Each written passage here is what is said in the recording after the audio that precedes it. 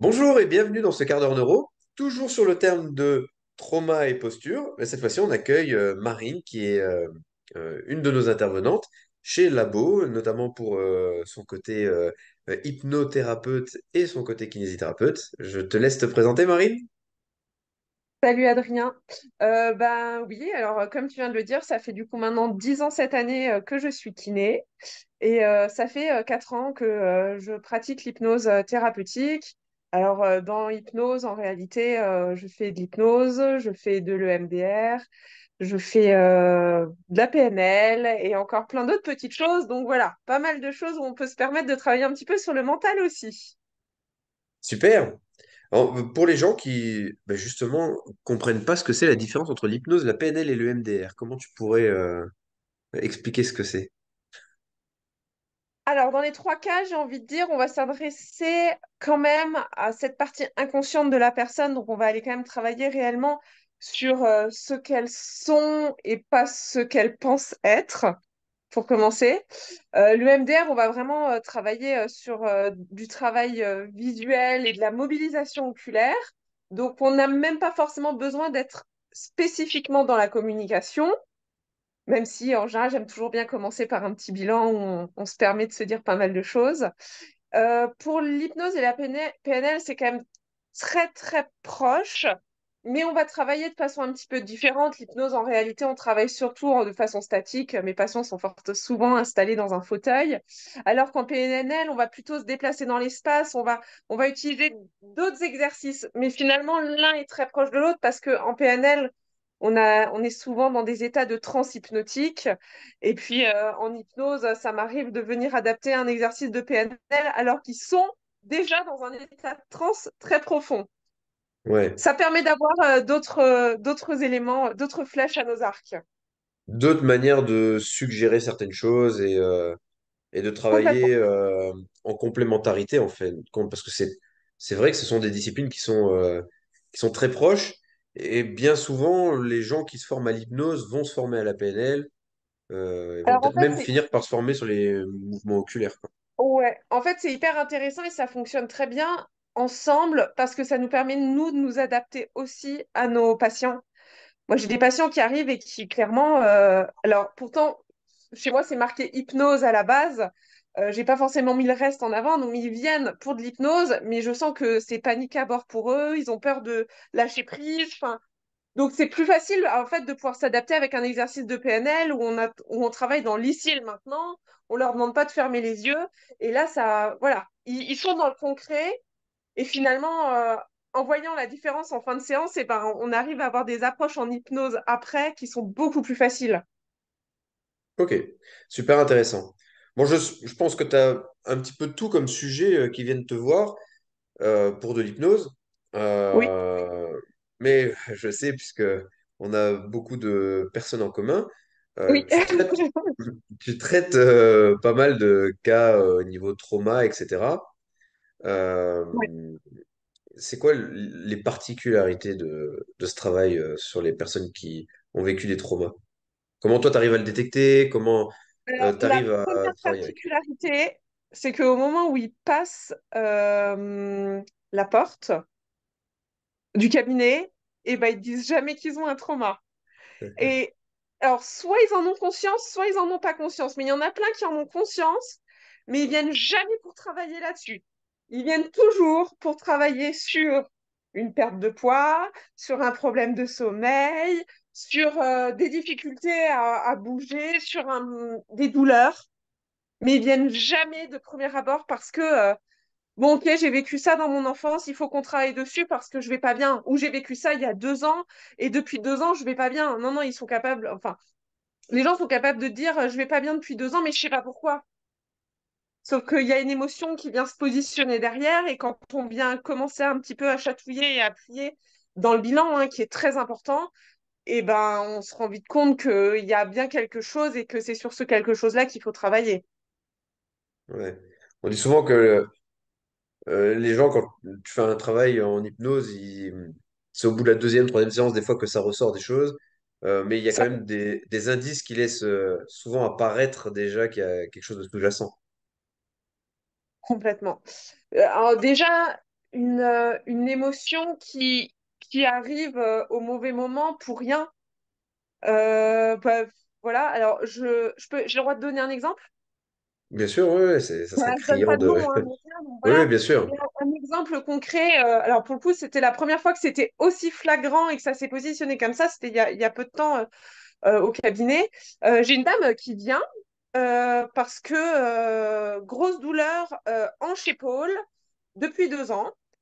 Et alors, clairement, il y a 2 ans, je faisais du VTT et je me suis fait faucher. Donc, en fait, deux VTT qui se rentrent dedans, enfin voilà. Elle tombe très mal, elle tombe sur une grosse pierre. Donc, plein de choses qui peuvent expliquer une grosse douleur. En fait, depuis 2 ans, elle a fait je ne sais combien de séances de kiné. Elle a essayé 1000 choses et elle a toujours aussi mal. Elle a toujours aussi mal. Et radio, IRM, enfin, elle est passée partout. Et juste, il n'y a rien. Et en fait, quand elle me parle de sa douleur, il y a vraiment une émotion. Et je veux dire, je suis kiné à la base, donc des gens qui ont mal, j'en vois tout le temps. Des gens qui pleurent parce qui ont mal, j'en vois très souvent. Et là, on était sur une émotion qui collait pas du tout, juste entre guillemets, avec de la douleur. Et en fait, hein, j'ai commencé à pousser un petit peu plus loin. Je me suis dit, il y a un truc à faire sortir.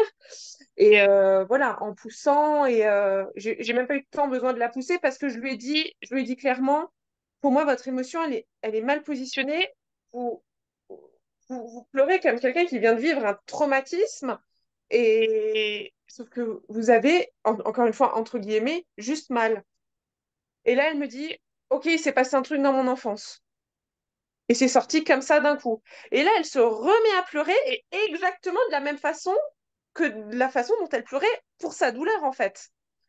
Et, euh, et voilà, donc c'est des choses qui font que oui, on arrive à détecter l'hypnose, la PNL, le MDR, c'est aussi vraiment apprendre à regarder, à observer son patient et à se rendre compte de qu'est-ce qui est congruent et qu'est-ce qui n'est pas congruent. Et au Ouais. fur et à mesure, on le détecte de Con- mieux en mieux, quoi. Congruent, c'est quelqu'un qui vous dit tout va bien et qui fait comme ça de la tête. Ça, c'est pas congruent, par Oui, exemple. oui, je fais Congruent, ça veut très, dire que très tu bien. valides ton comportement et tes émotions, quoi, en gros. Voilà. Ouais. Mais là, rien que, enfin voilà, autant la douleur à un moment, parce que bah, quand on a mal, oui, ça peut être très compliqué, ça peut durer depuis très longtemps, donc on peut juste être à bout de force hein, par rapport à une Hmm. douleur. Autant son émotion, elle ne collait quand même pas avec une douleur. C'est, voilà, c'est. Donc Et, là, pour le coup, avec elle, j'ai travaillé direct en EMDR, parce qu'on était sur du gros traumatisme et il fallait aller couper ça. Hein. En plus, c'est quelque chose qui s'est passé il y a 35 ans, 40 ans, enfin, il n'y a plus grand-chose à faire à d'autres niveaux légaux, j'ai envie de dire. ouais. Euh, on sait qu'il y a énormément d'études qui viennent appuyer le fait que l'EMDR, ça fonctionne énormément avec les traumas, notamment les syndromes de stress post-traumatique, parce qu'en fin de compte, Ouais. cette dame-là, elle en a un, tu vois. Et, euh, et aussi, l'hypnose fonctionne énormément. Donc, coupler les deux, moi, je trouve ça vraiment intéressant. Est-ce que depuis que tu couples les deux, parce que tu t'es formé un petit peu après sur les Ouais, mouvements oculaires, est-ce que depuis que tu couples les deux, tu vois vraiment une nette différence par rapport à je faisais que de l'hypnose? ouais, Ou oui, c'est une ouais, façon d'aborder vraiment. peut-être le Mais, travail différemment, quoi, non, tu non, vois? mais vraiment, alors autant je me verrais pas du tout faire de l'EMDR sans faire de l'hypnose, parce que, alors oui, l'EMDR va permettre vraiment d'aller couper à certains moments des émotions et re-rentrer dans le vif du sujet. Et ça permet aussi aux gens de se repositionner en fait hein, dans leur vie, de ne pas vivre avec des émotions qui viennent en permanence chanter toutes leurs actions. Hmm. Euh, Autant aujourd'hui, je me verrais plus faire du tout de l'hypnose sans faire de l'EMDR parce que ça va vraiment permettre de recadrer des choses très vite et de pouvoir être 10 fois plus efficace en hypnose en fait. C'est tellement complémentaire. Ouais. Enfin, moi, je trouve qu'on devrait apprendre les deux en même temps, en fait. Ouais, je suis assez d'accord avec toi. Pour avoir pu expérimenter plusieurs formations dans le champ du mental, notamment l'hypnose, la PNL, le MDR, etc., parce qu'on s'est formé en même temps, Oui, moi, ce sont les deux formations, l'hypnose et le MDR, qui m'ont le plus parlé, finalement, parce ouais, que Ne serait-ce qu'en session de formation, c'était exceptionnel. Après, je peux pratiquer quand même le MDR en pratique personnelle, parce que moi, l'objectif, c'était la compréhension et voir le rapport entre ces mouvements oculaires qui sont faits et la neurologie fonctionnelle, comme nous, on l'adresse chez Labo RNP. Mais il y a quand même des résultats qui sont quand même assez sympas. Et C'est il y a un bluffant. truc qui est assez cocasse, c'est que hier, nous discutions sur Messenger, et puis tu me parlais de ce cas de cette personne et, et là, tu me dis, ah, mais en plus, je crois que tu l'as déjà vu, cette personne. Et là, j'ai fait tout de suite le lien. Et j'ai dit, mais oui, effectivement, la personne dont tu nous as parlé, c'est une personne aussi qui est venue me voir. Et donc, bah, moi, mes bilans, ils durent bien 1 heure et demie. Et donc, je pose beaucoup de questions. Mon anamnèse est assez longue. Donc, je pose beaucoup de questions sur le sommeil, le stress, etc. Et la personne me dit, non, moi, je suis pas stressé, je dors bien, etc. Et donc, je fais les tests. Et il faut être honnête, hein, on a quasi, près de 100%, je pense, des gens que je vois en bilan, quel que soit leur niveau, qu'ils soient personnes lambda, sportifs de haut niveau ou autre chose, ou même enfants, on voit des réflexes émotionnels, des signes dans le bilan de reprogrammation neuroposturale qui montrent des stress.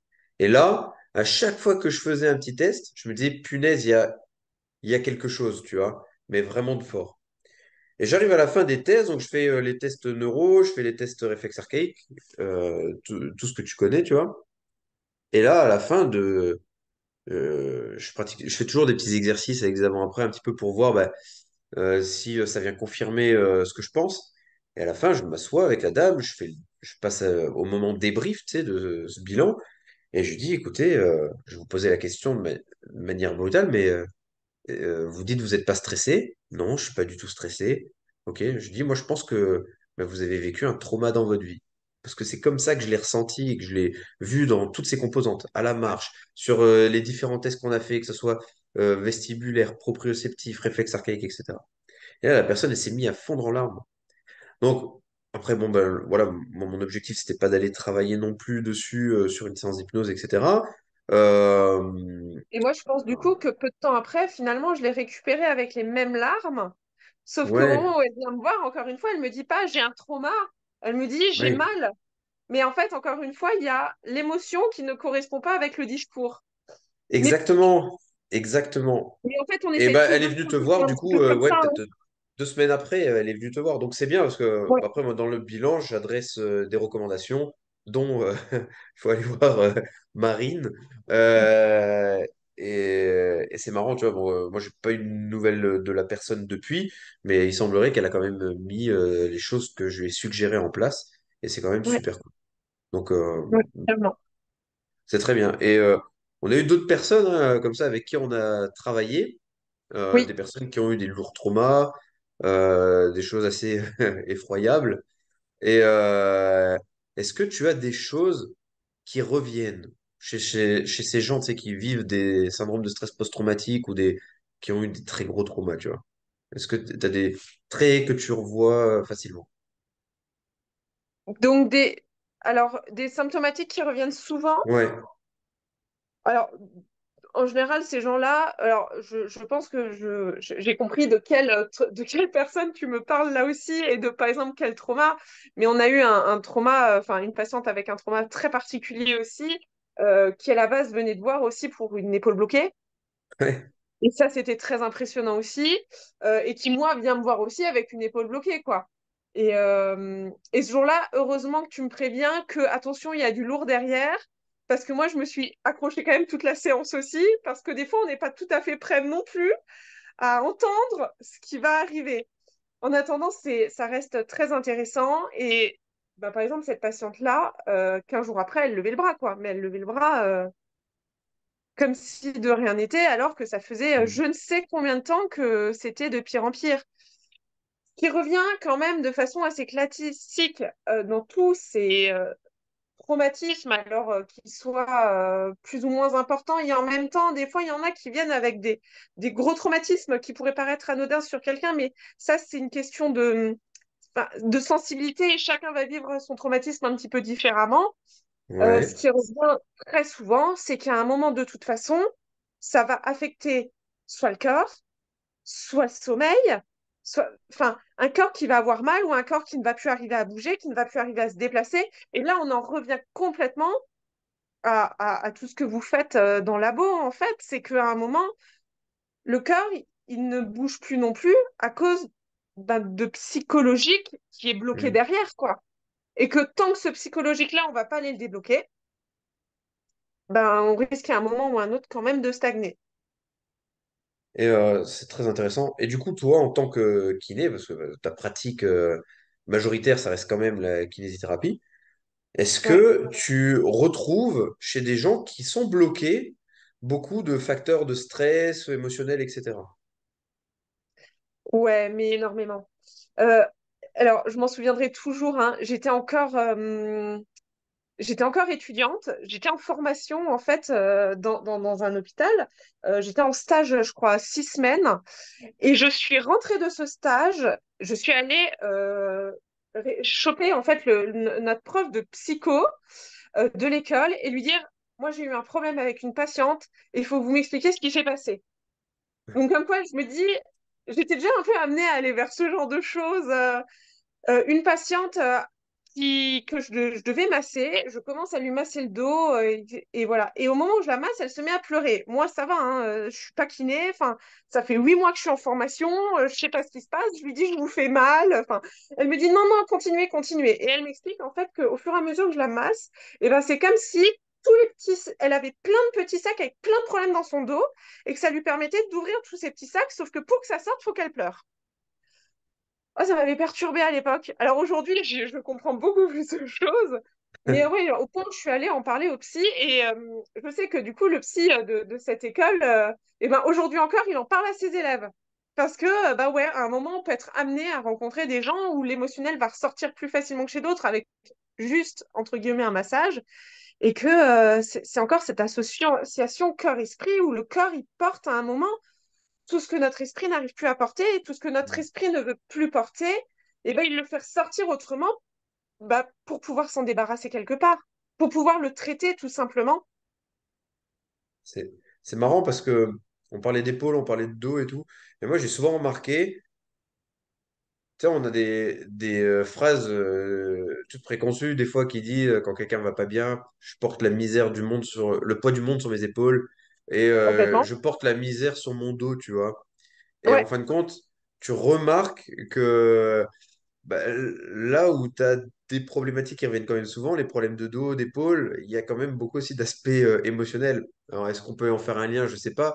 Mais en tout cas, j'ai déjà remarqué ça à plusieurs reprises. ouais. Moi, la remarque que je me suis fait dernièrement, c'est que je me rends compte que j'ai enfin, les problèmes de dos, les femmes, je suis facilement beaucoup plus positionnée sur tout ce qui est cervical, thoracique, associé à l'épaule. Parce que elles entreprennent, elles gèrent tout autour d'elles et elles sont multi-actives. Et les hommes, ça va beaucoup plus en profondeur, ils gardent beaucoup plus pour eux et du coup, ils ont mal en bas du dos. Parce que quelque part, tout ce poids finit par les tasser. Alors, je dis pas qu'il y a pas de femmes qui ont mal en bas du dos, je dis pas qu'il y a pas d'hommes qui ont pas de douleur d'épaule, de cervicale, mais vraiment, au niveau stress, et quand j'arrive à mettre un peu les points sur le stress et à leur dire, OK, mais aujourd'hui, qu'est-ce qu'on change dans votre vie aussi pour que ça aille mieux? Parce que je me permets de le faire en tant que kiné aussi, parce qu'à un moment, si je veux que ça aille mieux aussi en tant que kiné, va falloir aborder le problème Ce lien. par Ouais, bah ouais, c'est toute ça. une source. Mm. Et ben chaque fois, ouais, enfin chaque fois, ou en tout cas très régulièrement chez les hommes, je suis vraiment plus positionnée sur cette lourdeur et ce poids qu'ils portent depuis très longtemps et cette charge qui vient les tasser au niveau du bas du dos, alors que les femmes, c'est beaucoup plus en haut, les épaules qui sont relevées, qui se crispent, et parce qu'elles ne gèrent plus et qu'elles savent plus comment faire, tellement elles sont dans le stress et la panique en fait, hein. Ouais, ok. C'est super intéressant. Euh, alors après, on pourrait toujours trouver des liens, tu sais, entre la motricité, le système, la neuroanatomie, etc. On pourrait très bien se dire, tu sais, proche du nerf vague, du nerf 10, il y a le nerf 11. Et le nerf 11 bah, ouais, va avoir un impact peut-être sur les épaules. Et donc, forcément, ça peut venir créer une tension. Comme on sait que l'anxiété, le stress a un très gros lien avec le système vestibulaire. Le système vestibulaire va venir connecter justement les muscles du dos qui sont le long de la colonne vertébrale. Je pense qu'on peut, enfin moi en tout cas, c'est des choses que je vois en bilan et ce qui me permet de reconnecter sur le stress, etc. Donc, euh, donc voilà, il y a des choses qui sont intéressantes à observer sur ce point de vue-là. Euh, J'avais une autre question aussi. C'est un truc qui revient souvent. Quand je parle de stress, d'anxiété, tu sais, avec des gens, que ce soit en formation ou dans les suivis, et que je leur dis, pour ma part, c'est vraiment cette vision globale de il faut pas traiter le corps sans l'esprit et l'esprit sans le corps, tu vois, parce que la vision est Ouais. holistique et quand l'être humain il développe toutes ses sphères en même temps. Il décide pas de développer que l'émotionnel, etc. Alors après, les gens le font aussi en fonction de leurs possibilités, leur travail, tu vois, mais Ouais. moi, je leur préconise de tout travailler en même temps. Donc, à la fois de travailler sur leur réflexe émotionnel, sur le système en neurologie fonctionnelle, sur ce qui ne va pas, mais aussi d'aller voir une hypnothérapeute, etc., etc. Alors, moi, de mon avis, je fonctionne exactement dans les mêmes conditions. À un moment, moi, si je me suis formée à l'hypnose, c'est aussi parce que je voyais que j'avais des patients que j'arrivais pas à aider. Parce qu'en Hmm. fait, tu peux faire ce que tu veux, mais tu peux les masser, tu peux leur faire faire des exercices, tu peux... Non, mais tu peux faire physiquement ce que tu veux. Si à un moment, il y a un trouble dans leur vie, du stress, mais que ça soit au travail, à la maison, dans leur enfance, peu importe, et que ça, c'est pas géré. Oui, sur le coup, tu vas masser et ah oui, ça va mieux. Sauf que tu rentres à la maison, et tu te retrouves dans le problème, tu peux que te recrisper Ah dessus. oui. Et inversement, en fait, à un moment, si tu fais pour aller mieux psychologiquement, sauf que tous tes muscles sont tendus parce que les tensions ont fait que c'est comme ça, et que tu les traites pas, tu vas continuer à avoir mal, tu reviens dans la source de problème et on repart pour un tour, quoi. Mais c'est Donc, important ce que tu as dit, parce qu'il y a aussi une part de facteurs environnementaux où si dans ta vie de tous les jours ça ne va pas, tu vas quand même de toute façon créer du stress et on va pas oui, avancer, quoi. complètement. Donc, Mais c'est pour moi, ça qu'il faut c'est traiter ce que je fais avec les gens vraiment. d'ailleurs avec qui je travaille, où on fait un Ouais. suivi aussi sur leur environnement, quoi. Mais moi, ça m'arrive même quand j'ai des patients qui viennent me voir en hypnose, hein, de ne même pas faire une séance d'hypnose concrète, mais de prendre une heure et demie de temps à replanifier des choses dans leur vie, à prendre le temps de discuter de vraiment des choses qui ne vont pas et aller chercher des possibilités de comment je fais pour changer tout ça. Alors, on se rapproche dans ces moments-là un petit peu plus de la PNL, du coup, Ouais. mais vraiment aller à la recherche de solutions plutôt que d'essayer de trouver, enfin, essayer d'aller mieux dans un contexte qui ne va Ouais, pas, qui exactement. engendre du stress, qui engendre des traumatismes à force et des douleurs physiques et tout ce qui s'entraîne derrière, quoi. Exactement. Bah, c'est une part de PNL, hein, où moi, je fais pareil, je me base, où quand les gens me expliquent leurs problématiques, parce que quand tu vois les gens sur le long terme, tu sais, avec un suivi en neuro, de Bien toute sûr. façon, voilà, comme je disais, quasiment 100% des gens viennent avec un stress, et que je travaille là-dessus, moi, ce que je recherche, c'est, OK, bon, à chaque fois que vous me racontez des nouvelles problématiques, quelles sont les ressources qui vous permettraient de sortir de ces problématiques? Et donc, OK, bah maintenant, on va mettre ces ressources en place. Parce que si on les évoque mais qu'on ne les met pas en place, bah, à un moment, on n'arrivera pas à avancer. Mais d'ailleurs, en général, alors je ne sais pas pour toi, mais quand tu vas demander à ces gens d'aller chercher une solution ou qu'est-ce qui pourrait changer, on est bien d'accord qu'ils ne te répondent pas du tac au tac. Ah oui, je peux faire ça. Non, Souvent, il non, faut les non. pousser Il un faut, petit peu parce que il faut travailler. Mais non, mais j'ai pas de ressources en moi, ils me disent souvent. Mais je leur dis, ouais, ouais, mais il n'y a pas un moment, même quand vous étiez jeune, où vous avez pas, tu sais, il y a le cadre comme si qui est très important et intéressant. Et ouais, le cadre tu comme vois, si, c'est ça. c'est De se premier placer. abord, de premier abord, quand tu as ce patient, enfin, alors moi, oui, moi, je suis toujours entre le patient et le client, c'est un petit peu compliqué. Mais tu as ce client en face de toi et au moment où tu lui dis, OK, mais alors comment on pourrait faire pour que ça change? Qu'est-ce qui serait possible de faire et qui te regardent et qui te disent juste, je sais pas, parce qu'en fait, ils ils se sont même pas posé la question, ils savent juste qu'il y a un problème et que à ce problème-là, quelque part, ça arrive qu'ils attendent une baguette magique de notre part, sauf qu'en fait, nous, on est là presque à la rigueur pour pouvoir leur donner cette baguette, mais c'est à eux d'apprendre à l'utiliser aussi, quoi. C'est Exactement. c'est très important. Et ouais, ça, c'est vraiment quelque chose qui est assez global sur le stress, etc. Je sais que je suis stressée, mais je sais même pas quoi mettre en place. Et ça, c'est important à travailler aussi. Travailler les ressources, Prendre ouais. en Et charge. le cadre comme si, c'est vraiment de se dire, bah, si j'ai vraiment zéro ressource, non, c'est rare que Ouais. ça arrive. Mais si j'ai vraiment zéro ressource, bah, je vais faire comme si j'avais ces ressources ou comme si en fait, je cherche un guide. Peut-être que j'ai eu un Ouais. parent qui a eu ces ressources, peut-être que je connais un ami qui s'en sort bien, peut-être qu'un héros, un super-héros qui a Alors, ces ressources. le super-héros avec les enfants, c'est extraordinaire, hein. Moi, en cabinet, je vois de plus en plus d'enfants. Ouais, le Covid a fait beaucoup de mal, hein. Vraiment, là, depuis le Ouais. Covid, la proportion enfants au cabinet, c'est Hmm. terrible. Mais il y a un Euh, rapport ministériel de 2021 ou 2022 qui a établi qu'il y a quand même 70% de cas psy en plus chez les enfants depuis ah le ouais. Covid. Et encore, c'est ceux qui sont détectés, ceux qui parlent et ceux qui sont pris en charge, hein. Et une Mais en hausse de réalité, 50% le du taux de mal-être, tentative de le suicide chez mal-être, l'enfant. il a dû augmenter de 500%. Enfin, Ouais. c'est impressionnant. Et en tout cas, ouais, le principe du sosie, du super-héros, enfin, avec les enfants jusqu'à 7 8 ans, enfin, moi, je prends tellement de plaisir à arriver à travailler là-dessus parce que d'un coup, se découvrent des capacités et c'est génial. C'est vraiment Bah, génial. Et ça fonctionne très bien avec les adultes aussi, sauf que bon, pour certains, mais que pour certains, Superman, ça les fait un peu moins kiffer. Il y en a d'autres chez qui ça fonctionne très très longtemps. mais c'est cool. Et du coup, tes devoirs quand t'es à la maison, c'est de regarder des films de super-héros, quoi, pour rester à la Voilà, page. allez-y, Marvel est votre ami. Et, et du coup, parmi ces gens-là que je peux avoir, en tout cas, il y a beaucoup de réactions du genre, ouais, mais l'hypnose, ça fait peur. Tu sais, les gens, ils ont peur de pas contrôler leur corps. Tu vois, ça, c'est un Oui. truc qui revient souvent. Je sais pas si toi, tu... Bon, après, toi, quand ils Alors les gens, viennent, ils ont peur de pas contrôler leur cœur, ils ont pas peur de pas contrôler ce qu'ils disent aussi, hein. ouais, Ah ouais, ça c'est un truc qui ressort beaucoup, hein. ok, Et d'ailleurs, souvent, je leur dis, vous inquiétez pas, pendant cette séance, je vais pas vous demander d'intervenir, vous n'aurez pas besoin de parler. Et ça, des fois, ça permet juste déjà de laisser quelque chose qui disent, OK, dans le pire des cas, je dirais pas un truc horrible. ouais, Quand tu vois que ça crée une différence, tu sais déjà qu'il y a un truc qui n'a pas été dit. ok. C'est intéressant. C'est Ouais, intéressant. Et donc, mais du coup, mais, les peur gens de gardent le perdre le contrôle. contrôle et qu'on leur fasse faire n'importe quoi. Ouais, c'est ça. L'hypnose, c'est pas ça. Alors, en tout cas, moi, quand je la pratique en cabinet, mon Pas objectif, l'hypnose c'est pas de faire. thérapeutique. Pas l'hypnose Ouais. thérapeutique, du moins.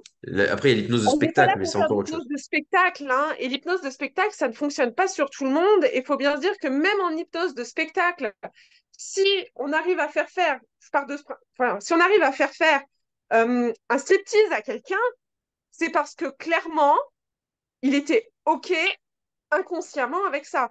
Donc Ouais. c'est déjà, mais vous ferez jamais faire un striptease à quelqu'un qui est pudique. Ça ne marche pas. Mm. Au moment où vous allez énoncer le truc, la personne, elle va revenir à elle, c'est fini, hein.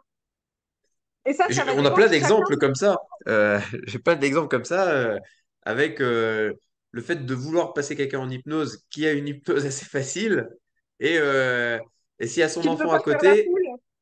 quoi, ouais, déjà, tu pourras pas faire la poule parce que la personne n'a pas envie de se ridiculiser à faire la poule. On a très bien compris que je parlais de Marine. Parce que Marine a une hypnose qui est fantastique. Elle est très, très réceptive et elle a une hypnose hallucinogène qui est tout simplement magnifique. On peut faire énormément de choses à partir du moment où bah, ça rentre dans tes convictions. Enfin, Oui, en tout cas, dans des choses pour lesquelles tu t'es donné la permission.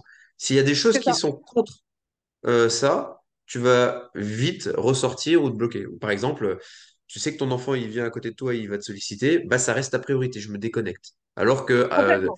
Alors que 2 minutes avant, on parlait chinois, tu vois. Donc, Non, mais c'est exactement ça. Et c'est tout ce qui est intéressant justement dans l'hypnose, c'est que là, ce n'est plus votre conscient qui gère, c'est votre inconscient.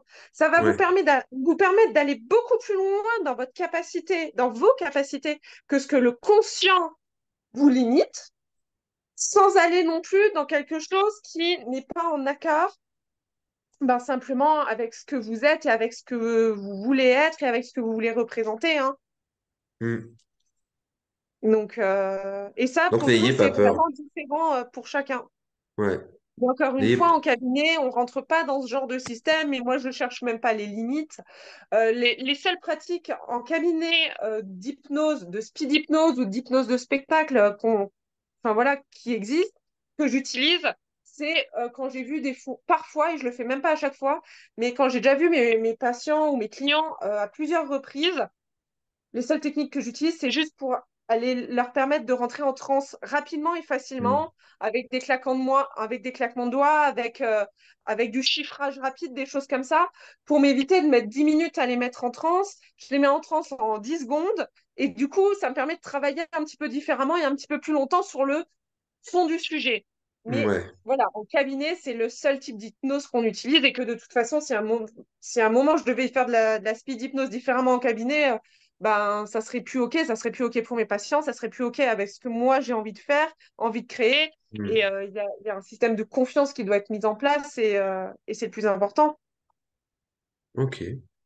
Eh ben super. Ben, en tout cas, je pense qu'on a échangé C'était sur pas la mal de sujets. demi-heure neuro, ce n'était pas le quart d'heure neuro. Ouais, j'avoue que sur ce sujet des traumas, on déborde un peu des quarts d'heure, mais on reçoit beaucoup de gens intéressants et qui ont plein de choses à apporter. Et je pense que voilà, ça vaut bien le coup de passer des petites demi-heures là à discuter sur le trauma C'était avec parce plaisir. que, comme je disais là dans le tout premier quart d'heure neuro spécifique là sur les traumas, j'avais fait un long monologue, mais en gros, j'expliquais que c'est prépondérant chez les gens. C'est pour ça que ce quart d'heure-là a été mis en place parce que on veut vraiment faire comprendre, conscience aux gens qu'il y a une grosse composante stress ou anxiété ou dépression chez les gens et que ça a un impact sur leur fonction cognitive, Bien sûr. émotionnelle et motrice. Donc voilà. Exactement. Je suis tout à fait Merci beaucoup. d'accord. Je t'en Merci prie, beaucoup, avec plaisir. Marie. À À bientôt. bientôt. Salut. Ciao, ciao.